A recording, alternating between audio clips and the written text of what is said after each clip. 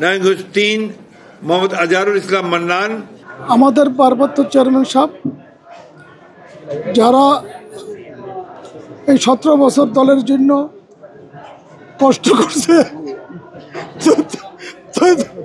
দলের জন্য আত্মত্যাগ করছে, তাদেরকে মূল্যায়ন করছে। দল আমাকে মূল্যায়ন করছে।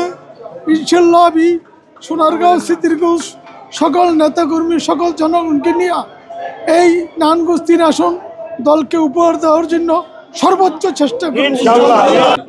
ইনশাল্লাহ আমি তাদেরকে আমন্ত্রণটা কামু। তারা তো আমার বিরোধী দল না, তারা তো আমার নিজের দলই। তাদেরকে আমি আমন্ত্রণ জানাবো, তারা যাতে আমরা সবাই মিলে এই সোনারগাঁও নারায়ণগঞ্জ 3 আসনটা, সোনারগাঁও সিদ্ধিরগঞ্জ নারায়ণগঞ্জ 3 আসনটা আমাদের একার না, সবার মিললেও তাদেরও সবাইকে নিয়ে আমি যাতে এই সিটটা উপহার দিতে পারি সেই আশাই ব্যক্ত করি। নেত্রী খালেদা জিয়া এবং আমাদের ভাইস চেয়ারম্যান তারেক রহমান আমাদেরকে যে উপহারটা দিয়েছে, আমরা ইনশাল্লাহ যতটুকু আমাদের শক্তি আছে ইনশাল্লাহ আমরা সবাই নেতাকে নিয়ে যারা আমাদের নেতৃত্ব ছিল, বিরোধী দল যারা আমাদের বিরুদ্ধে ইলেকশন করার চেষ্টা করছে, সবাইকে নিয়ে একত্রিতভাবে আমরা ইনশাল্লাহ আমরা এই আসনটাকে উপহার দিব তারেক জিয়াকে ইনশাল্লাহ।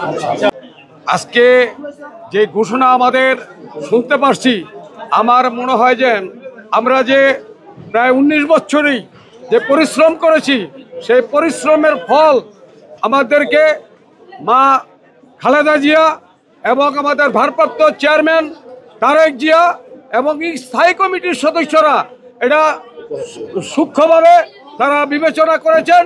এই জন্য আমরা সোনারগাঁও তরফ থেকে তাদেরকেও ধন্যবাদ জানাই এবং আগামীতে এই আসন ইনশাল্লাহ অবশ্যই মান্নান ভাই তারেক জিয়াকে উপহার দেবে।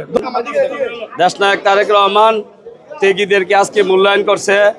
মামলা হামলার শিকার হয়েছেন আজহারুল ইসলাম মান্নান ভাই, অনেক নেতাকর্মী, উনি নেতাকর্মীরা মূল্যায়ন করছেন, উনি দেশনায়ক তারেক রহমান ওনাকে মূল্যায়ন করছে। আর আমরা ওনাকে দুর্দিনে যে উপজেলা নির্বাচন বিপুল ভোটে নির্বাচিত করছি, এই সোনারগাঁও এবং সিদ্ধিরগঞ্জ থানা থেকে এবং এই 3 আসন থেকে আমরা আজহারুল ইসলাম মান্নান ভাইকে 1 লক্ষ ভোটের ব্যবধানে ইনশাল্লাহ আমরা এই, যেহেতু আমি জাতীয়তাবাদী শ্রমিক দলের সেক্রেটারি, আমি বলতে পারি শ্রমিকের ভোট উনি 90% পাবে এই আসন থেকে।